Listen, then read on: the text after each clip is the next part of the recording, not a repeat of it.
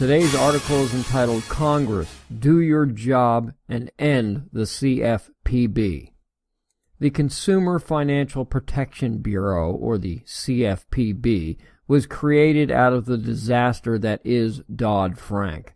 Mark Levin claims it is unconstitutional, and if he says it is, it is. It clearly violates the separation of powers in the Constitution. In fact, in 2016, the D.C. Circuit Court of Appeals ruled that the mere structure of the CFPB violates Article 2 of the Constitution and gives it broad, unchecked authority to a single individual, the director of the Bureau. Writing the majority opinion, Judge Brett Kavanaugh wrote that, quote, when the CFPB was established, it was structured to be headed by a single director rather than a multi-member commission. The director wields enormous power, with the power to enforce 19 federal consumer protection statutes. The director alone can decide what rules to issue, how to enforce the rules, and what sanctions to impose, unquote. Quote, no head of an independent agency has operated without a check on his or her authority until now, added Kavanaugh.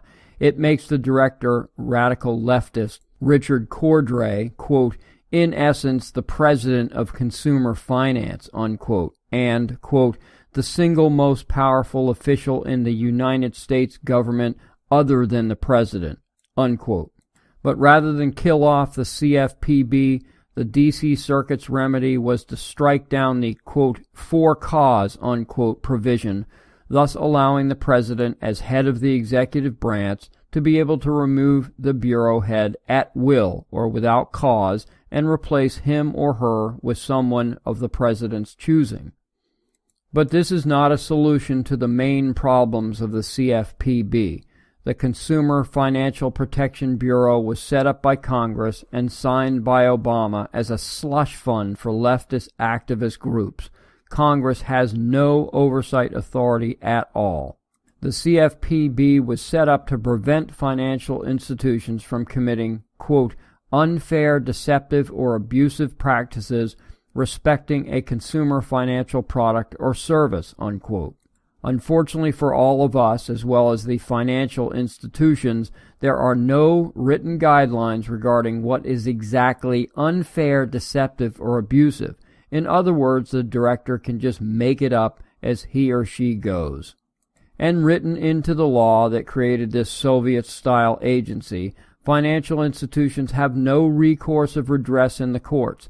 These financial institutions aren't allowed by this law to challenge the ruling, the fines, nothing in court. It's insane. And that's how it's been. This is an agency run amok. In a 3-year period between 2014 and 2017, it paid $11 million to rent office space in a building owned by an Obama donor. It paid $43 million to a company, GMMB, which produced campaign ads for both Obama and Hillary.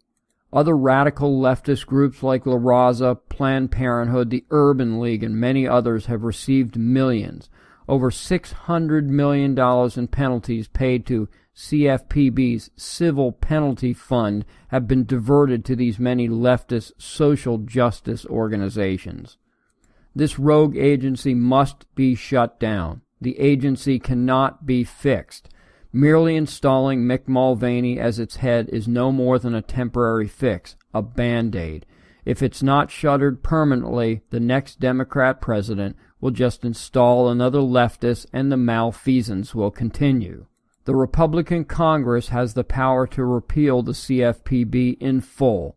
Why haven't they? Thank you for listening.